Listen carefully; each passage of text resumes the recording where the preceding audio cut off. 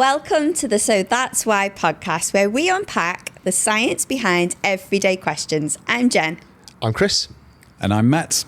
Right, today we're tackling something that most of us experience every single week. Why do Wednesdays feel harder than Mondays? You know that feeling when you wake up midweek and everything just feels heavier than it did 2 days ago? Yes, the midweek slump is definitely real, especially in our office, isn't it, Michelle? And well, to be fair, I've had Wednesday mornings where I've stood in front of the fridge for a full minute, forgotten why I opened it, closed it, and then immediately opened it again, hoping somehow that somewhere something would have changed, but it doesn't. So, yeah, the lights are on, but nobody's home on a Wednesday in my house. And here's what's interesting. While we all love to complain about Mondays, researchers found something surprising when they actually measured how people feel across the week. They certainly did. It was researchers at the University of Vermont who analysed over 2 million internet blogs and Twitter posts, scoring the emotional content of words used throughout the week. Wednesday consistently emerged as the day with the lowest happiness scores. But Monday, the day everyone supposedly dreads, actually ranked the second happiest day of the week, just behind Friday and, of course, the weekend. So we've been blaming Monday this whole time, and Wednesday was quietly being the worst. That's what the data suggests. So in this episode, we're going to explore something a bit different, though. We'll look at what research actually exists about the midweek slump, be honest about where the science is limited, and explore what might be happening based on what we know about fatigue, sleep, and how our brains work. And we could start with what we can actually measure here. So the University of Vermont study I mentioned is robust. It was 2.4 million posts. That is a substantial data set. And the pattern was consistent. So people genuinely express more negative emotions on Wednesdays.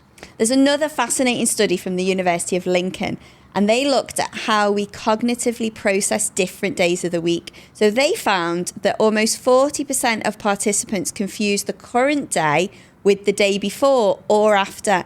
And most of those mistakes clustered around Tuesday, Wednesday, and Thursday.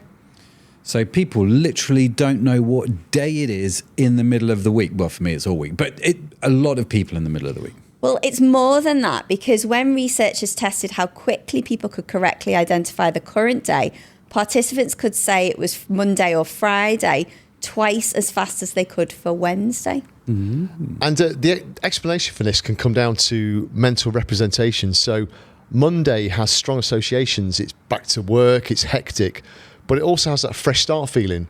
Friday, on the other hand, triggers anticipation with the weekend approaching, freedom, winding down. But if you think Tuesday, Wednesday, Thursday, they all kind of blur together into one indistinct block. Your brain has fewer cognitive anchors for those middle days of the week. And that's interesting, isn't it? Which might explain why then Wednesday I genuinely have to think about what I did yesterday. But on Monday, I can always tell you what I had for dinner on Sunday. Now, here's where we need to be upfront. When you search for research specifically about why Wednesday's hard, you don't find a wealth of peer-reviewed studies measuring cortisol levels on Wednesdays versus Mondays, or brain scans comparing midweek cognitive function to the start of the week. No, that's right. I mean, can you imagine clearing the budget just to do that study for the sake of it? Yeah.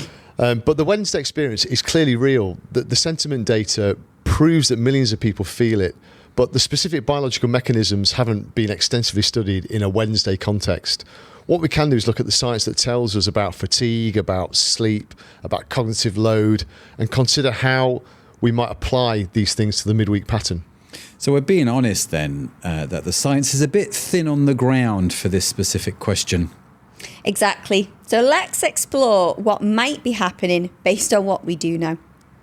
A big factor is sleep debt that you'll hear us talk about a lot on this podcast, and it's well-researched territory. Studies show that the average adult gets just over half an hour less sleep on weeknights compared to weekends. That's a deficit that accumulates night after night after night. And the research on recovery is sobering. It can take up to 4 days to recover from just 1 hour of lost sleep. So if you're slightly undersleeping Sunday through Tuesday night, by Wednesday morning, you're carrying the accumulated weight of several nights of inadequate rest. So even if each night is only slightly short, it's adding up like, a bit like an overdraft, I suppose, that no one's paying off, right? Yeah, that's a reasonable way to look at it, I suppose. And research shows that over 75% of people with sleep debt take no measure to address it during the week. Most of us simply kind of grinding through to trying to get to the weekend. And what's particularly relevant is that the weekend catch-up sleep doesn't fully reset the clock. Studies suggest it can take up to 9 days to completely eliminate the accumulated sleep debt. So even a good lie-in on a Saturday doesn't mean you start Monday fully recovered. I know, we're always full of the joys of spring, aren't we? Yeah. Lions are still good, aren't they? Definitely. Decision fatigue is another well-established phenomenon that might contribute. And so every choice you make, from what to wear to how to respond to an email, it draws from a limited pool of mental energy. And research also shows that decision-making quality declines as we make more decisions. So there was one study that found judges were significantly more likely to grant parole early in the morning and right after lunch breaks when their mental resources were fresh. But by the end of the day, when they were they'd had decision-heavy sessions, they defaulted to the easier option of denial. Dun, dun, dun. So I guess by Wednesday then, after 2 days of workplace decisions piling up, I'm basically, what you're telling me, Jen, is the equivalent of a tired judge just saying no to everyone. Yep. The problem is I'm now just picturing you as a grumpy judge in your wig and robes. Why grumpy? Anyway. If we look at it in terms of your brain, the area that handles complex thinking and deliberation, it doesn't have unlimited capacity. So after sustained use, performance starts to drop. And unlike physical fatigue, when you clearly feel tired, mental fatigue is sneakier. You might not realise your decision making is deteriorated. You just feel like everything's a bit harder than it should be. So what about the psychological side? Is there something about Wednesdays that feels different from Thursdays, even though they're both midweek? What's going on there? So this is where the concept of temporal distance comes in. So Wednesday sits at the maximum distance from both weekends. Looking backward, the previous weekend has completely faded, but then looking forward, the next weekend still feels so far away. That's exactly it. So on Monday, research suggests people are still mentally connected to the weekend that just passed. That positive residue hasn't completely worn off. And by Thursday, there's a little bit of anticipation building that the weekend is close enough to feel real. But Wednesday is stuck then in no man's land, I guess, isn't there? Where there's no imminent relief to look forward to and no sort of recent rest to draw on.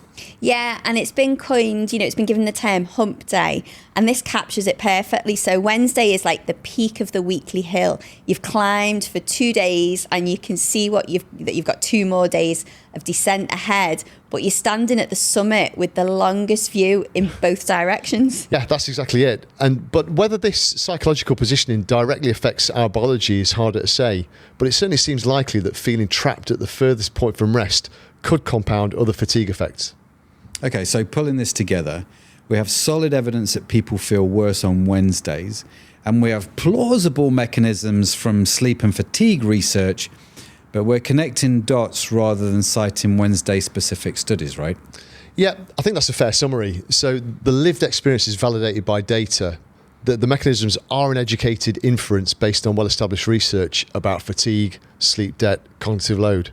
And I think that's actually more useful than overstating the case. So when you understand that accumulated sleep debt is a real phenomenon and decision fatigue is a real phenomenon and psychological distance from rest is a real phenomenon, you don't need a specific Wednesday study to understand why midweek might be when all of these converge. Yeah, it's like a culmination of factors that happens to land on Wednesday, isn't it? Because it's just where it sits in our weekly structure.